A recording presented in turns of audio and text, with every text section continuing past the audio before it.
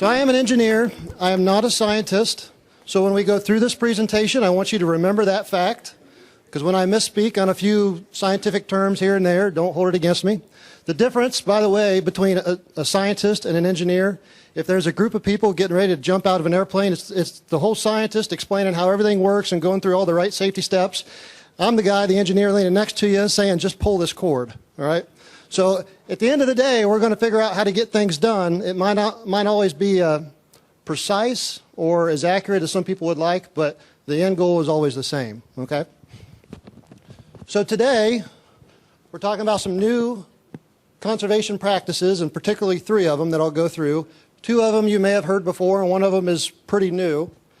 But before I do that, I want to go through basic phosphorus movement within the hydrologic landscape. And particularly what I'm talking about here is when phosphorus is in flowing water. Once it's in a stream or any kind of concentrated water path, what do we do with it at that point? So I'm not talking about when it's in the field, when you have leaching and things like that going on, taking phosphorus away. I'm talking about once it's left the field, what do we do? Okay? I think Chad Penn talked earlier about the phosphorus removal structure. That is one way. I'm not going to talk anything about that today. I've got some other more, I won't say more natural, but some more types of practice that fit a little bit nicer into the whole landscape. So phosphorus, 2 forms, right? Dissolved and particulate. Now there's all kinds of forms within there that it could be, but ultimately when it moves through water, it's those 2 forms, okay? So we have to address the mechanisms that address each one of those forms of phosphorus in the water itself. In general, on any concentrated flow water that's coming in, you have a certain amount of phosphorus, total phosphorus, both forms, coming in, and you're going to have a certain amount leaving, exiting the system, okay? The difference between the 2 is ultimately where we get any kind of reductions or even potentially, and we'll see here on the second practice, that it could be a source. You could actually have more phosphorus leaving the system than coming in if you don't put these things in right, okay? So just remember, when we're talking about these practices, what phosphorus comes in must go out or be stored in the practice itself. So this is my rough sketch of how phosphorus moves, okay? Again, you got phosphorus coming in, phosphorus coming out of the practice. You have some permanent storage, and then eventually that storage might fill up, and then it will no longer function as intendedly predicted, okay? Let's compare this to how nitrogen works through any of these practices. It's the same thing, except there's another route nitrogen can take, okay? Denitrification. We can convert the nitrate in the water column, we can convert it to any kind of, into nitrogen gas that goes into the atmosphere, which is mostly the air we breathe, right? Okay? So while most of it's the same, this extra process gives us another route to control nitrogen through these practices, okay? That's why it's a lot easier to design something that we can count on that removes nitrogen, but maybe not so much for phosphorus. Specifically on phosphorus, there's ultimately 3 ways we can control it, stop it. We can reduce it from leaving the system when it comes in. There's adsorption, where the phosphorus attaches to the surface of some material. There's sedimentation, where it's already attached and now it's settling out of the water column into the system. And then there's a term down here we call bio-accretion, peat buildup. We have the ability to build up organic matter in the bottom of the water column. Think of a wetland, muck area, things like that, okay? In general, adsorption, when we talk about natural processes, normally cannot be counted on to be properly designed to remove a certain amount of phosphorus from the water, okay? That's actually how the phosphorus removal structures work. They take dissolved phosphorus out of the water, they attach it to a surface, and they hold it permanently, okay? But again, we're not talking about those. And those can also be expensive to build. Sedimentation, simple. We do that in the urban landscape all the time. You have water coming in with sediments in it. We can control the water and tell the sediment where to drop out, and we can fill it up with sediment, remove the sediment, and do it all over again. We know that process very well.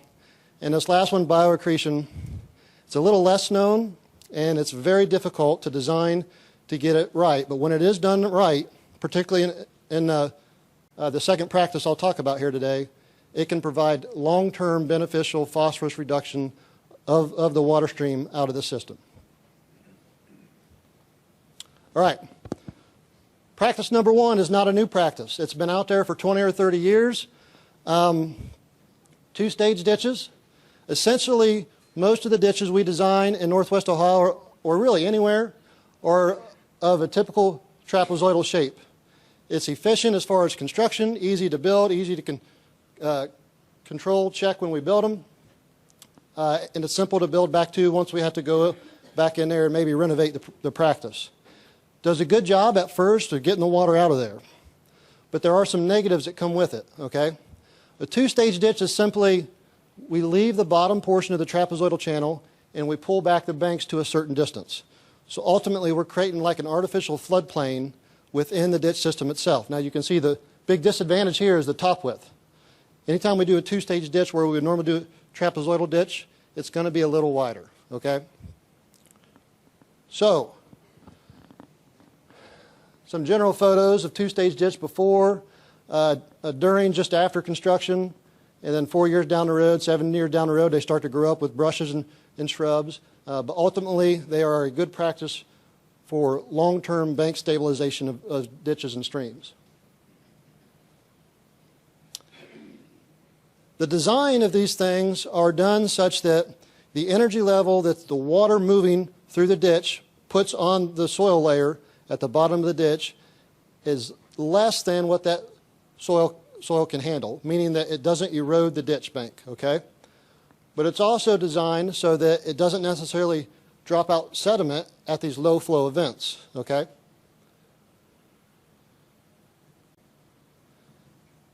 It's typically more expensive than trapezoidal ditch, and that's purely because the amount of earth you move. If you have a bigger top width, a bigger cross-sectional area, that's more dirt to move, all right? So the upfront cost on doing a two-stage ditch is much more expensive.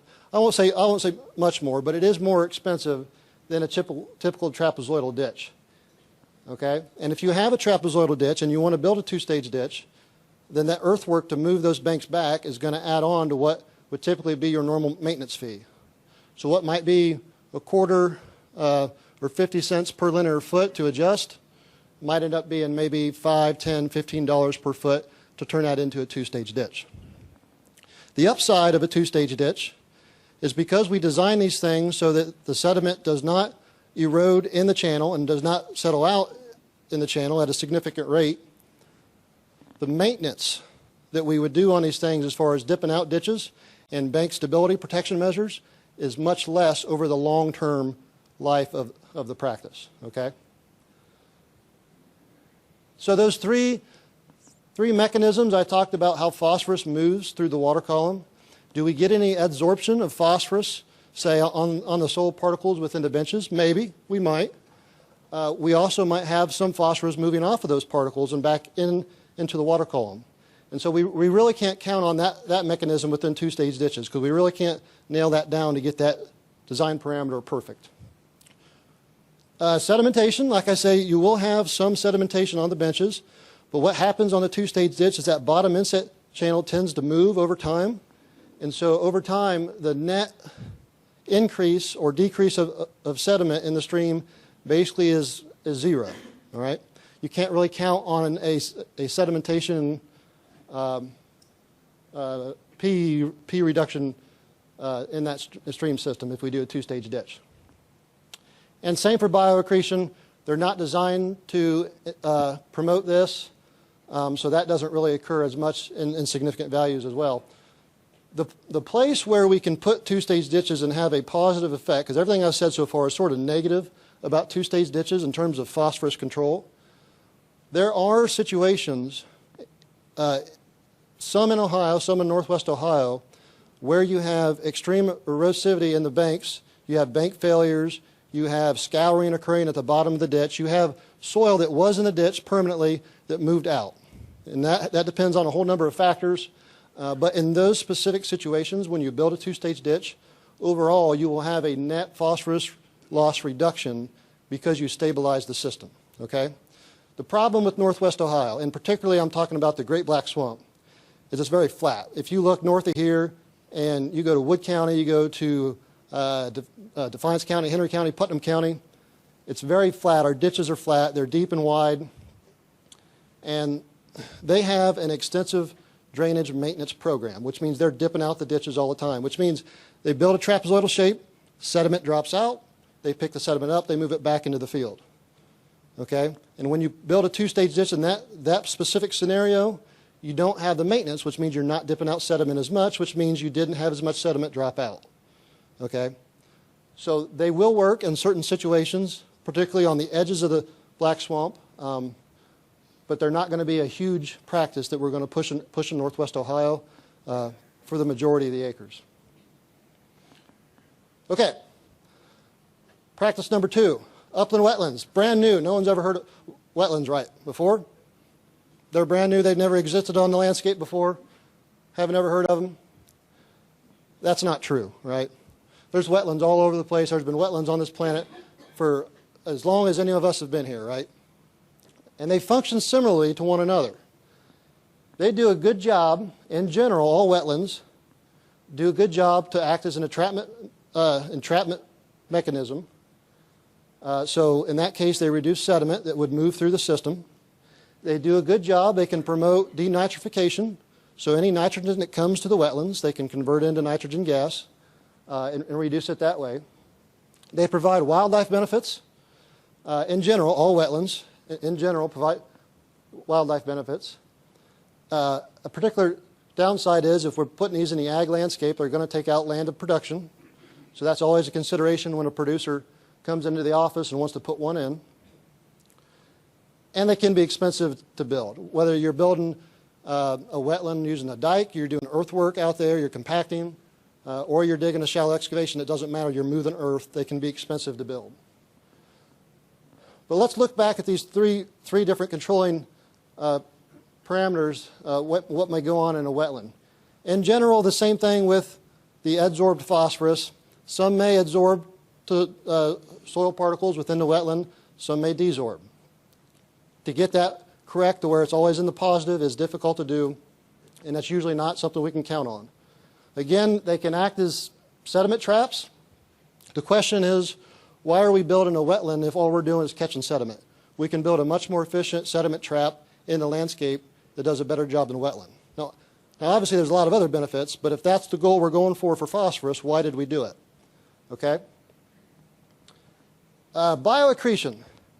That's where I'm going to focus on quite a bit on wetlands. And this is where you separate what I was talking about, all the wetlands that are out there now and what they do, compared to wetlands that are designed for phosphorus reduction, particularly long-term phosphorus reduction. Most of the natural wetlands out there, some of them reduce phosphorus, some of them are phosphorus sources. Okay? That's just how it is. And the difference on the two depends on a whole number of factors of why one becomes a source versus one that's not a source and acts as a sink, phosphorus sink. So particularly on wetlands, the question I always get on them is, okay, what about the vegetation? Do they take up phosphorus? They've got to reduce phosphorus, right? The plants do. They do take up phosphorus. The plants also die. They decompose. They release phosphorus back into the water column, and ultimately, from the research that's showing, it's really a net zero over long term of plant use, all right? And I'm talking about just in the vegetative sections, above ground section of the plant. Theoretically, we could, as the plants are growing, we could go in there in the summertime, harvest them, pull them out, actually pull the phosphorus out of the system. That could work. I don't know many people that's going to feed this material to the cattle. Some will, just because they want to save a penny. But in general, we don't have much use for that harvested material out of the wetlands. So it's a possibility. It's just not something that we're doing on a wide-scale basis. So how do we maximize the bio-accretion rate?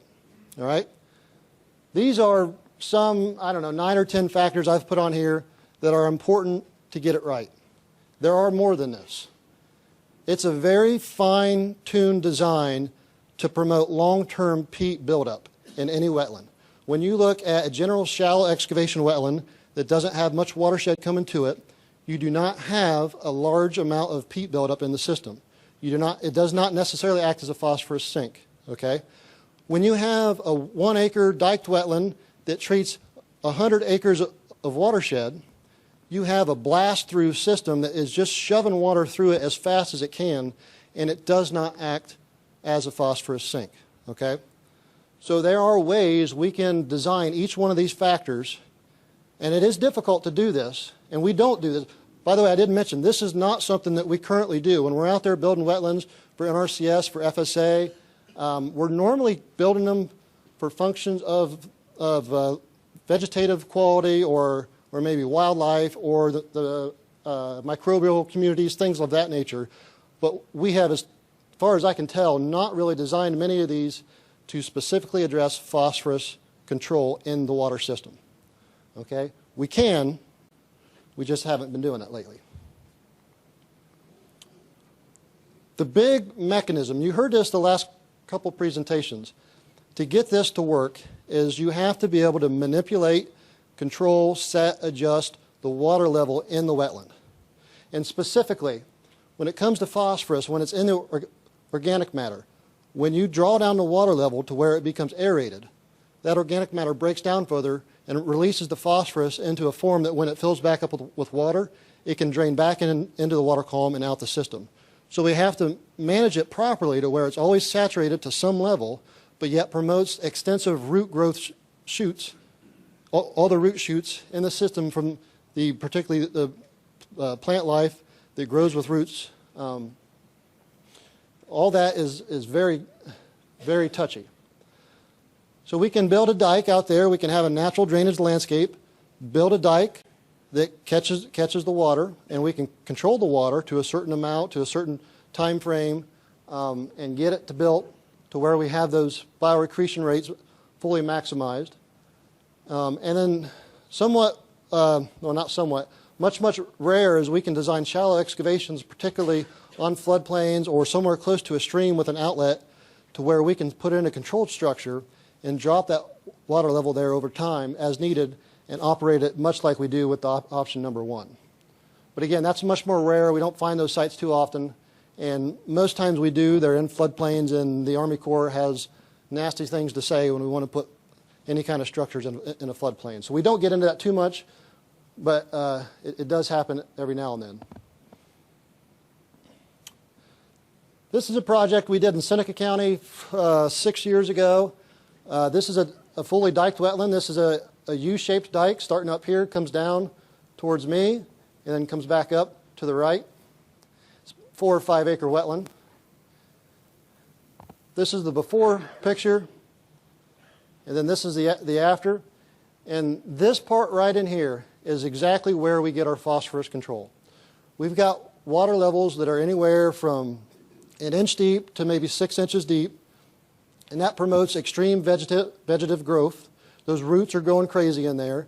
You have a high turnover rate of the dead material, and you start to get organic matter buildup in those areas in general. Okay?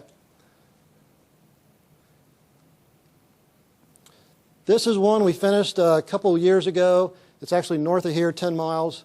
And it's a similar shape in the U shape, in that we had a constant grading landscape coming down to a ditch. And so we built a U-shaped dike, not very pretty and not very natural, but we built it so we can control the water flow into it, put a control structure in the dike, and have the ability for about 5 to 6 acres of total water control and to fully maximize the bio-accretion buildup rate. That was shortly after all the grass was seeded and I had signed off on the engineering plans. It looks very pretty out there today. Okay, so part number 3, which I'm sort of guessing a lot of you are here to see, is this is the new one. This is the one that we have not done in Ohio, at least to the design standards I'm going to show you at all, until this last year. This, just a normal grass waterway, is by far the Soil and Water District's #1 engineering practice we do statewide. Very good if you have any kind of a big gully through the field, which a gully is defined as any disruption in the earth made by water that you cannot, and the word is obliterate by tillage. If you have to go around it with a piece of tillage implement, it's a gully, okay? So in general, we have certain design parameters to design just a normal grass waterway. The thing about grass waterways is they do a very good job at stopping the gully erosion where the gully is in the field. What sediments and nutrients that come to the grass waterway do not stay in the grass waterway, they move through the system. Okay? So anything coming from the watershed just keeps moving on through. So that's where this next practice came about. There was a guy who has a extreme interest in, let's say, water conservation within the landscape. He lives in Maryland, and he had the idea that if we have grass waterways out there with these nutrients coming to it, moving through it, is there a way we can capture them within the grass waterway? So he set up a grant and went out there and dug some holes in the grass waterway, and that's basically what they did. They said, well, let's put a hole here, let's put a hole there, make them 2.5 foot deep, and let's see what happens. Well, they partnered with the University of Maryland, I think, and they produced a study that showed very good results as far as total nutrient reduction. I'm talking sediments, nitrogen, and phosphorus, both total, particulate, and dissolved phosphorus. And we'll explain why I think that is here in a little bit. So this is a pretty new practice. In general, when we build the grass waterway, this is the bottom, this is the profile, the grade line right here going across. And we come down and we dig a hole to a certain depth, put some side slopes on it, and this is a top view, this is my drawing here. We protect where the water's coming in with some sort of ODOT D riprap or something like that, so we don't have any erosion on the inlet side. And then essentially that's it. You just dig a hole 2.5 foot deep and see what it starts to collect over time.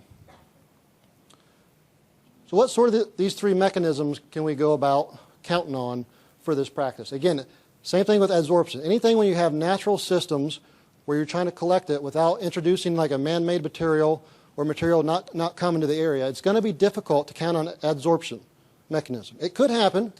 It could also desorb. So we're not going to count on that. Sedimentation. This is a sediment trap. When you have a pool of water, you slow down the velocity, sediment drops out. That's a sediment trap, okay? And they found that it does a good job at that in Maryland. However, sediment has some volume, right? And if that volume takes up the volume that's in the cells, eventually these cells are going to be full. They're no longer going to work after so long, okay? So there may be some management that has to be associated with this that comes back and dips out these basins every so often. Bio-Accretion, when they first did this, they were hoping for some wetland-like functions, but it turns out that the amount of flows that come through a grass waterway are such variable and such high peak flows compared to the area that you're putting into it, you just can't maximize this rate. In fact, this probably doesn't occur at all, because when these storms come rushing through, they just shove everything back out, all right, as far as all the organic material that was built up over time. It might be that you get wetland plants growing there within a couple years, say sedges or maybe cattails, or let's hope not Phragmites. But it is possible to get those plants. The problem is they just don't have that root shoot turnover rate. Everything blasts through the system, so we can't count on the bio-accretion. But what they found in this study out of Maryland is that they had a total runoff reduction. The total volume of water that moved through the system reduced by 56%. Okay? They also measured the suspended solids reduction at 65% reduction, the total nitrogen 64, and the total phosphorus 59, which is notable that the dissolved phosphorus they measured was 63% reduction. They attributed to their best guess is that most of these nutrient and suspended solid reduction came from the total water reduction, meaning that 56% of the water did not move through the system once it got to the cells. It went elsewhere. Could have been possibly through evapotranspiration, meaning the plants took up some of it that were in the cells and they took it to the atmosphere. Could have been through normal evaporation. It was hot out in the summer times. They found that these pool levels drained quite quickly in the summer times when they filled up. But the big thing is, probably the most important thing they had, the soils they were working with were moderately well-drained to well-drained soils. The water that came in was able to percolate through and drain through those soils through lateral seepage, deep seepage, whatever it was. That is ultimately what they attributed to the volume reduction. That water came into the cells and then went elsewhere as opposed to out of the cells and down the system. That's all well and good, but when we're talking Northwest Ohio, we don't run into that too often where we put any kind of grass waterways. Almost all the grass waterways we put in are in poorly or very, very poorly drained soils in Northwest Ohio. Okay? So I have some questions, some big questions as to whether these will transfer their water quality benefits to particularly Northwest Ohio area, but we'll see. So again, the concerns is, do they work? Northwest Ohio is different than Maryland, not just from the soils, but the temperature, the climate, and things like that are a little bit different. Particularly the rainfall patterns are different in Maryland than in Ohio. But then you have to think, okay, even if they work, what additional input do we have to make these things work?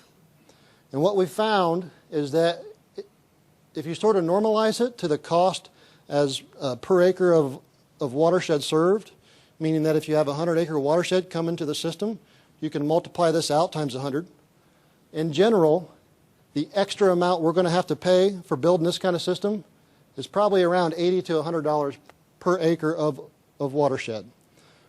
So if it's $100 per acre of watershed, you have a 70-acre watershed, that's $7,000 extra that you're going to have to pay for this system where the total grass waterway construction may have only been $5,000 to $10,000, okay? So keep that in mind. The other thing is, because we're digging these things, is we're going to have a lot of extra earthwork. And the trouble we run into even today on normal grass waterways is that it's tough to blend the spoil we dig out for the grass waterway back into the natural landscape so that the surface water still drains to the grass waterway. Well, when you add this much more dirt to the mix, it can be difficult to get that done. You may have to haul elsewhere in the field or even off the field. Now, I'll go through some of these examples we had, but we were able to make it work. But that's something to think about. And then, like I said before, these things are going to fill up with sediments. That's what they're going to be good for. Ultimately, my best guess is 7 to 15 years, and that's simply taking average T values for soil erosion rates in Ohio at 4.2 tons per acre, and then saying, okay, you're either meeting T or you're half T. That gets you 7 to 15 years. But that's going to be highly dependent on the management within the watershed itself, how much no-till you're doing, cover crops, and et cetera. Then the one question we didn't necessarily think of in the beginning is when you cross a normal grass waterway, it's a nice, simple, parabolic crossing in general. These things, you have a 2-to-1 side slope down 2.5 feet, and it's a straight drop into a pool of water. So you have to be careful. It's something you don't normally have to worry about in a field, is you don't want to drive a tractor in these things. That's going to hurt, all right? And if it's not you that owns the tractor, you're going to be pretty upset with the person driving. So we've been putting up some sort of markers in the system to sort of mark where the pools are in the grass waterway. All right, let's get into the examples here. Check my time. It's getting there. This is the one we did in Allen County. This is a 70-acre watershed. This is the before. You can see we had a nice big gully. This is the after. This one is the biggest one we have done yet. Ultimately, this is what happened. We built the structure, or each cell. They were empty. We got some rainstorms. They started to fill up, and this is how they look yet still today. Like I said, we're building these in Ohio on poorly to very poorly drained soils. We even put an 8-inch tile on both sides of this, a foot below the bottom of the pool, and it still has not drained out. Okay? Big questions over this practice in this area. Same Cascading Waterway in Allen County. And there you can get a sense of the pool right there. There's a technician, Jordan, from Allen County. 200-foot long pool in the grass waterway, 2 foot deep. Big. This is Putnam County. This was the first one I think we did in the state last year. Much smaller watershed. The last one was 70. This is 7 acres. But we still did 4 cells. We were able to make it work and push them off to the side so they don't have to cross back and forth with equipment. This one can still be, a big hazard. And same thing with this one, is it filled up with water, and that's likely what it looks like today. That water doesn't drain down. Seneca County, we did one in a paired situation with a normal grass waterway we were building at the same time. So for those of you that are scientists and want to do a nice paired study, it's out there. Go ahead. I know we already got some ARS equipment out there, but it is out there. It is built. It is not seeded yet, but it is full of water like all the rest of them. Okay. It's difficult to take phosphorus out of water once it's moving. I think we've learned that today, that the best strategies for phosphorus loss reduction is in-field, before it moves off. It is difficult. When you talk about the phosphorus removal structures that was talked about earlier today, those are expensive, and so they want to put those in the hottest spots possible. But in areas that aren't hot, that are still losing phosphorus to the water, those are very difficult to control. I think that's all I have. If you've got any questions over these, I don't know if we've got time for questions here. Question or two? Yeah, go ahead. What level of slope do you have to have on a field in order to use your cascading water? That's a good question. So the grade of the grass waterway is very important as to the number of cells we put in. The steeper the grade, the shorter the length of the pool is going to be, because you're going to start digging into ground that doesn't give you any more storage, but to get to that elevation is what you got to do. So that's very important. The steeper the grade, the more cells and the shorter cells you're going to have. The flatter the grade, the bigger, longer cells you can have without moving excess material that's not necessarily needed. Okay? That's a good question. Anything else? So the question is, what kind of width are we talking about for these pools? It's extremely flexible. So in every case we've done 4 sites. The one I didn't show, we did 3 of them, 3 very small ones in Defiance County. In every scenario, we matched the width of the pool to the width of the waterway. We didn't increase the width of the waterway any more than was already needed. We would have done it before. Okay, so that is flexible, but ideally the wider, the shorter, and the better. So that's a good question.